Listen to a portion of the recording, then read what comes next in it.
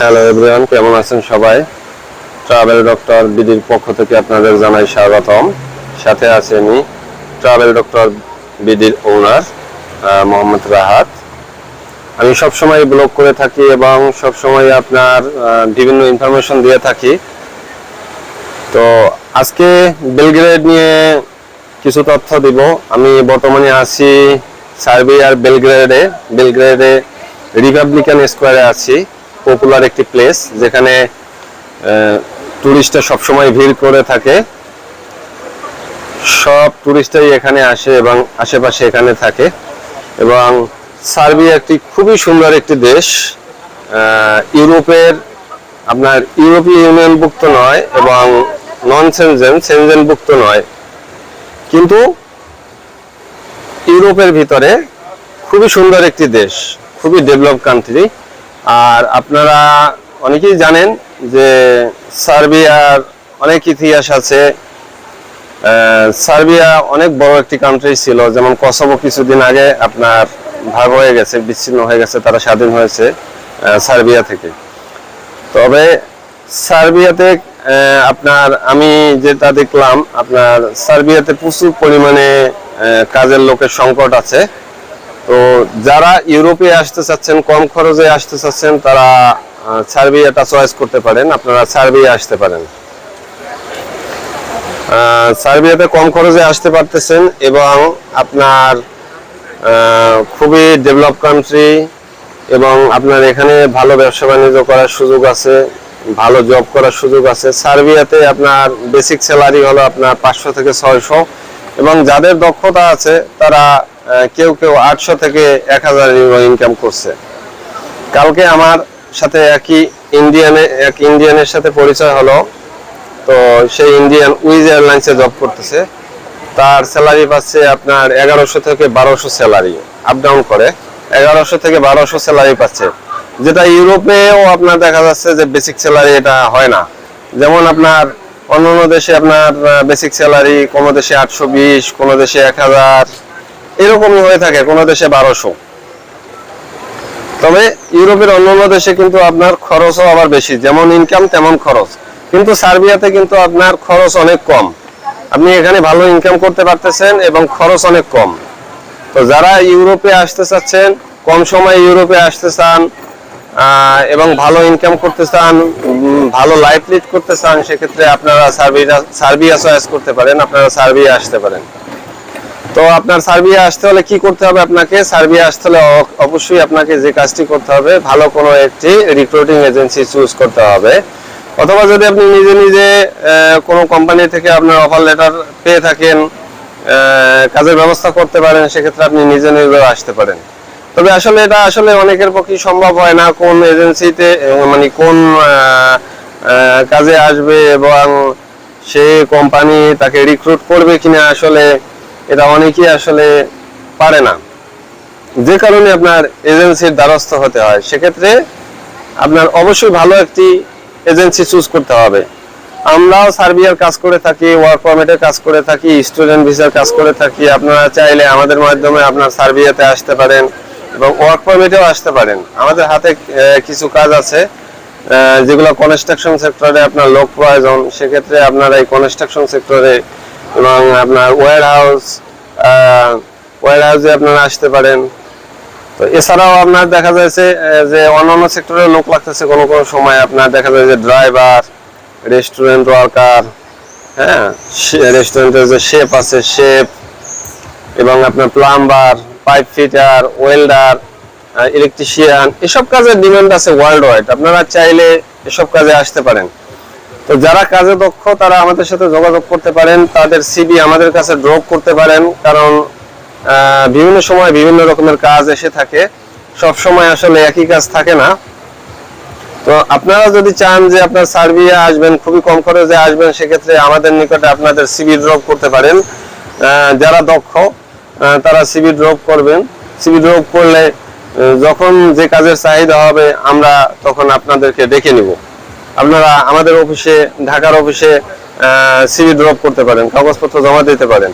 শুধু ঢাকা নয়, আমাদের পর্তুগালেও অফিস রয়েছে। তো আমি এসেছি পর্তুগাল থেকে, পর্তুগালে আমি অবস্থান করছি, পর্তুগালে আমার ব্যবসা আছে এবং বাংলাদেশে আমি মাঝে মধ্যে আসা যাওয়া করি। তো হয়তো কিছুদিন বাংলাদেশে থাকি, আবার কিছুদিন পর্তুগালে।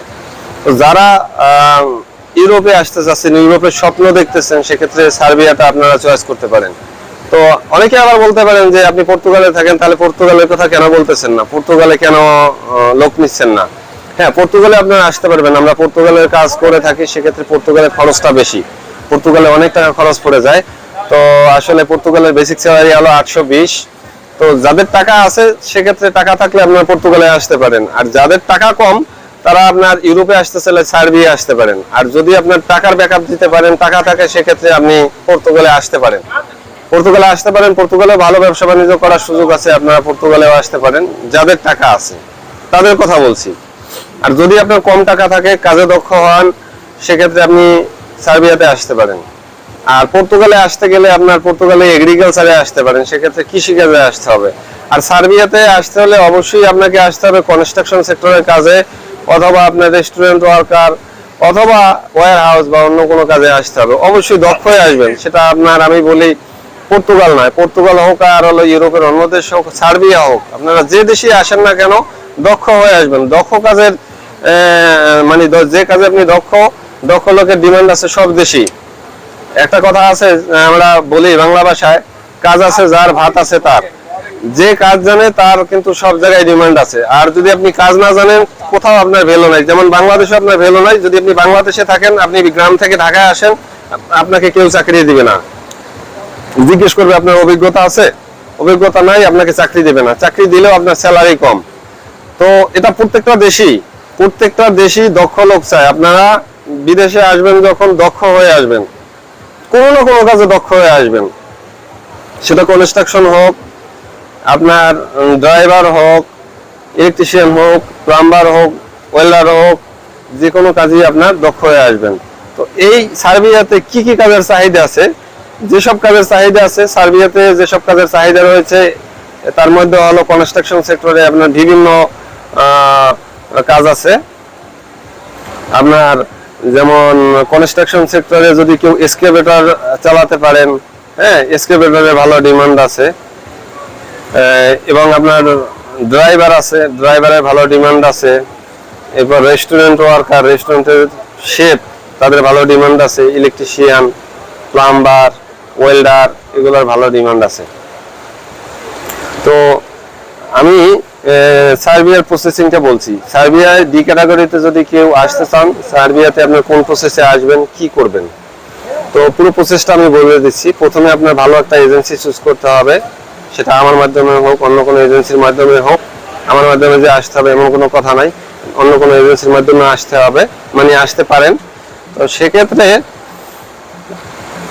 অবশ্যই জেনে শুনে আসবেন, ভালো এজেন্সির মাধ্যমে আসবেন।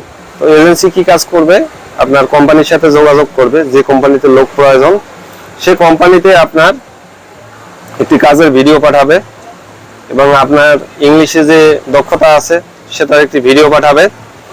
ভিডিও পাঠানোর পরে কোম্পানি সেটা ভিডিও দেখে চয়েস করে কোম্পানি কি করবে, আপনার নামে ইনভিটেশন লেটার দিবে। ইনভিটেশন লেটার ইস্যু করার পরে আপনার নামে ওয়ার্ক পারমিট ইস্যু করবে। ওয়ার্ক পারমিট ইস্যু করবে, যেটাকে আমরা কন্ট্রাক্ট পেপার বলি, job contract. Job contract issue করে কোম্পানির এছাড়া অন্যান্য যেসব ডকুমেন্টস আছে, কোম্পানির লাইসেন্সের যে কপি আছে, এবং আপনার অ্যাকোমোডেশনের পেপার, ইন্স্যুরেন্স, এগুলো সব সহ আপনার লয়ারের মাধ্যমে প্রসেস করে এটা পিপিজেড করবে, যেটাকে পিপিজেড বলে, এখানে অনলাইন করা হয়।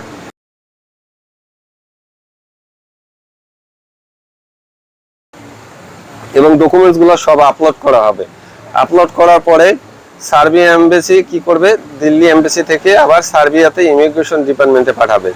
ইমিগ্রেশন ডিপার্টমেন্ট এটি যাচাই বাছাই করে দেখবে যে কোম্পানি ঠিক আছে কিনা, কোম্পানিতে যে লোকজন আসবে তাদের থাকার ব্যবস্থা আছে কিনা, যে কোম্পানিতে আসতেছে সে কোম্পানির আসলে স্যালারি দেওয়ার যোগ্যতা আছে কিনা। শুধু তো আপনার কোম্পানি থেকে আপনার পারমিট ইস্যু করলেই হবে না, ইনভিটেশন লেটার দিলেই হবে না।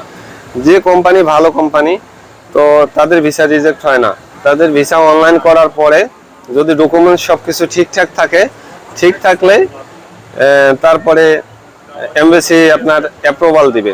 যখন ইমিগ্রেশন ডিপার্টমেন্ট থেকে যখন পজিটিভ রেজাল্ট পাবে, পজিটিভ রিপোর্ট পাবে, তারপরে আপনার এমবেসি একটি অ্যাপ্রুভাল দিবে, মানে আপনার যে অ্যাপ্লিকেশনটা করলেন সেটি অ্যাপ্রুভ করবে। অ্যাপ্রুভ করার পরে যে কাজটি আপনার করতে হবে, আপনার নয়, এটি এজেন্সির কাজ, অ্যাপ্রুভাল নিয়ে এবং আপনার পাসপোর্ট অথরাইজেশন করে কোম্পানির অন্যান্য ডকুমেন্ট যা লাগে এটা এজেন্সি প্রসেস করবে। আর ভিসা প্রসেসিং বিষয়টা এমনই একটা সেন্সিটিভ বিষয়, যদি কোনো একটা ডকুমেন্টসে আপনি ভুল করেন, সেই ভুলের কারণে আপনার ভিসাটা রিফিউজ হয়ে যাবে। আর অ্যাপ্রুভাল আসার পরে, অ্যাপ্রুভাল সহ আপনার এমবেসিতে সাবমিট করার পরে ভিসা স্ট্যাম্পিং করে দেবে। স্ট্যাম্পিং করার পরের কাজ হলো আপনার পরের ধাপ, বাংলাদেশে ম্যান পাওয়ার হবে, ম্যান পাওয়ার করে ফ্লাইটের টিকিট করবেন, টিকিট করার পরে চলে আসবেন। এরপরে আপনার এখানে সার্বিয়ার কোম্পানি থেকে আপনাকে রিসিভ করবে, এয়ারপোর্টে রিসিভ করবে, রিসিভ করে এখানে নিয়ে আসবে। আর সার্বিয়া আরেকটি সুবিধা হলো, সার্বিয়াতে থাকা খাওয়া কোম্পানি বিয়ার করে। অন্যান্য দেশে কিন্তু থাকা কোম্পানির, খাওয়া নিজের, কিন্তু সার্বিয়ায় কিন্তু আপনার সুযোগ সুবিধা খুবই ভালো, থাকা কোম্পানির, খাওয়াও কোম্পানির। আপনি স্যালারি পাবেন, নিট স্যালারি, ট্যাক্স কোম্পানি দিবে। তো ইউরোপের এই ডেভেলপ কান্ট্রিতে যদি আপনারা আসতে চান, সেক্ষেত্রে আপনারা ডি ক্যাটাগরিতে আসতে পারেন। আর যদি কেউ স্টুডেন্ট ভিসায় আসতে চান, এখানে পড়ালেখার মানও ভালো, সেক্ষেত্রে কম খরচে আপনারা স্টুডেন্ট ভিসায়ও আসতে পারেন। এখন যারা স্টুডেন্ট তারা এখানে আসতে পারেন পড়ার জন্য, আর যারা কাজে দক্ষ তারা আসতে পারেন কাজের ভিসায়। আর একটা কথা বলে রাখি, এখান থেকে কিন্তু আপনার ইউরোপের অন্যান্য দেশে, সেনজেনভুক্ত কান্ট্রিতে কিন্তু ইজিলি মুভ করা যায়। তো বাঙালিরা যে কাজটা করে থাকে, সাধারণত বাঙালি, ইন্ডিয়ান, পাকিস্তান, এরাই আসলে ম্যাক্সিমাম এই কাজটা করে থাকে। তবে ইন্ডিয়ানরা খুব কম, আমাদের বাংলাদেশি যারা আছে তারাই ম্যাক্সিমাম এই কাজটি করে থাকে। যদিও আমি বাংলাদেশি হিসেবে এই জন্য আমি অনুরোধ করি যে আপনারা যারা কাজে আসবেন অবশ্যই আপনার এখানে কাজ করবেন, ভালো কাজের সুযোগ আছে। আপনার অনেকেই ভাবে যে আমি ইউরোপে আসছি, ঠিক আছে আমি সেন্ট্রাল ইউরোপে চলে যাব, ওখানে ভালো ইনকাম করব, আমার ভালো ফিউচার হবে ওখানে। না, কথা ভুল। তো আপনি এখানে কাজ করেন, কাজে দক্ষ হন, দক্ষ হওয়ার পরে আপনি সেন্ট্রাল ইউরোপে তখন আপনি আবার অ্যাপ্লাই করেন, কাজের জন্য অ্যাপ্লাই করেন, কাজের ভিসায় অ্যাপ্লাই করেন, তারপরে আপনি ইউরোপের সেন্ট্রাল ইউরোপে যান। কিন্তু এখানে এসে আপনার আসলেন, কাজ করলেন না, কাজ না করে এখান থেকে ডাঙ্কি মেরে চলে গেলেন, অন্যান্য দেশে চলে গেলেন সেন্ট্রাল ইউরোপে, তখন ওই দেশে গিয়ে অবৈধ হয়ে গেলেন। আর অবৈধ হয়ে গেলে সেক্ষেত্রে অবৈধদের যদি ডকুমেন্টস করতে হয় তাহলে অবশ্যই পর্তুগালে যেতে হবে, কারণ অবৈধদের ডকুমেন্টস একমাত্র ইজিলি হয় হলো পর্তুগালে। তো আপনি পর্তুগালে গেলেও সেক্ষেত্রে পর্তুগালে গিয়ে আপনার সেটেল হতে সময় লাগবে, সেখানে কাজের সংকট আছে। যদিও আপনার বিভিন্ন জায়গায় চেষ্টা করতে হবে, সেখানে চেষ্টা করে আপনি জব হয়তো পেতে পারেন, আবার নাও পেতে পারেন। তো এভাবে ডাঙ্কি মেরে কেউ যাবেন না, বৈধ পথে আসবেন, বৈধভাবে কাজ করবেন। আবার অন্য কোনো দেশে মুভ করতে হলে বৈধভাবে মুভ করবেন, কখনো আপনার চোরাই পথে, অবৈধ পথে যাবেন না, এটা আমার জোর রিকোয়েস্ট। তো যারা আপনার আমরা এখানে আসতেছি অবশ্যই কাজ করবেন। আর যারা আমার ভিডিওটি দেখছেন, ভিডিওটি শেয়ার করবেন, যাতে অন্যান্য সবাই এই তথ্যটি জানতে পারে যে সার্বিয়ার ভিসার কি প্রসেস, কোন মাধ্যমে আসবে, কিভাবে আসবে এবং কোন প্রসেসে এগিয়ে গেলে তার ভবিষ্যৎটা সুন্দর হবে, সেজন্য আমি পরামর্শ দিচ্ছি। আমি কিন্তু আপনাদের খারাপের জন্য বলছি না, আমি আপনাদের ভালোর জন্য বলছি। তবে এখানে যারা বৈধভাবে এসে কাজ করতেছে, কেউ 800, 1000, 1200 স্যালারি পাচ্ছে। কালকে আমার সাথে একজনের দেখা, তিনি ইন্ডিয়ান, তো ইন্ডিয়া থেকে এসেছে এবং তারা প্রথমে আসছে 35 জন, তারপরে 35 জন আসার পরে আরো 35 জন নিয়ে আসছে কোম্পানি, কারণ তারা ভালো কাজ করছে। ভালো কাজ করার পরে রেপুটেশন ভালো, তাদের আরো 35 জন কোম্পানি নিয়ে আসছে, খুবই কম খরচে আসছে এবং তার স্যালারি হলো 1100 সামথিং। সে বর্তমানে জব করতেছে আপনার নিকোলা এয়ারপোর্টে, সার্বিয়ার যে এয়ারপোর্ট আছে নিকোলা এয়ারপোর্টে উইজ এয়ারলাইন্সে জব করতেছে। তো সেখানে থাকা খাওয়া কোম্পানির, নিট স্যালারি পাচ্ছে, ভালো লাইফ লিড করতেছে। তো ইউরোপের অন্যান্য দেশের তুলনায় কিন্তু সার্বিয়া কিন্তু কম নয়, অনেক সুন্দর। সার্বিয়া কিন্তু অনেক ভালো একটি দেশ, অনেক ডেভেলপ কান্ট্রি। এবং এখানে আপনার যারা বসবাস করছে তাদের এই সিটির ভিতরে বাসে চলাচলে কোনো ভাড়া নেই, ফ্রি। আমি দেখে অবাক হলাম, ইউরোপের অন্যান্য দেশেও আপনার এরকম ফ্রি সিস্টেম নেই, কিন্তু সার্বিয়ার মতো দেশে আপনার এই ফ্রি সিস্টেম। হ্যাঁ, আর সার্বিয়া আমি যতই দেখছি, যে স্থানে যাচ্ছে না কেন, খুবই ভালো লাগছে আমার নিকটে, খুবই সুন্দর। আমার ইচ্ছা করে যে সার্বিয়াটা আমি ঘুরে ঘুরে দেখি। যদিও আমি ইউরোপে থাকি, পর্তুগালে থাকি, তো সেক্ষেত্রে পর্তুগালে থাকলেও সার্বিয়া আমার কাছে কিন্তু খুবই ভালো লাগছে। আপনারা সার্বিয়া আসতে পারেন, খুবই কম সময়ের ভিতরে আসতে পারতেছেন। 4 থেকে 5 মাসের ভিতরে সার্বিয়া আসতে পারতেছেন, যদি আপনার কোম্পানির ডকুমেন্টস ঠিক থাকে। তো অবশ্যই শেষবারের মতো বলি যে অবশ্যই ভালো একটা এজেন্সি চুজ করতে হবে। যদি এজেন্সি ভালো না হয়, কোম্পানি ভালো না হয়, সেক্ষেত্রে আপনার ভিসা রিজেক্ট হবে। ভিসা রিজেক্ট হলে আপনার কিছু টাকা দেখা যায় যে কোম্পানি কেটে রাখবে ওয়ার্ক পারমিট বাবদ, যেহেতু আপনার এটা লয়ার দিয়ে প্রসেস করতে হয়, লয়ারের একটা ফি আছে, এবং কোম্পানির ডকুমেন্টস রেডি করার জন্য একটা খরচ আছে। সেই খরচ আপনার কিন্তু কেটে রাখবে, সেই খরচটা কিন্তু আপনার পকেট থেকে যাবে, সেটা কিন্তু কোনো এজেন্সির পকেট থেকে যাবে না, কোম্পানির পকেট থেকে যাবে না, লয়ারের পকেট থেকে যাবে না, সেই টাকাটা কিন্তু আপনার পকেট থেকেই কাটা যাবে। তো একদিকে হলো আপনার টাকাগুলো নষ্ট হবে, কিছু টাকা নষ্ট হবে, এবং আপনার টাইমটা ওয়েস্ট হবে। তো এই জন্য একটা জিনিস মাথায় রাখবেন যে ভালো এজেন্সি চুজ করবেন, ভালো এজেন্সির মাধ্যমে আসবেন। আর আমাদের হাতে যে কাজগুলো আছে সেই কাজে আসতে পারেন। আর এছাড়াও অন্যান্য বিভিন্ন কাজে যে যারা দক্ষ আছেন তাদের সিভি ড্রপ করতে পারেন আমাদের অফিসে। অফিসে ড্রপ করলে যখন যে কাজ থাকে আমরা ডেকে নিব। তো সবাই ভালো থাকবেন। আজকে এ পর্যন্তই, আবার নতুন কোনো ভিডিও নিয়ে আসবো এবং নতুন কোনো তথ্য দিব। আজকে এ পর্যন্তই।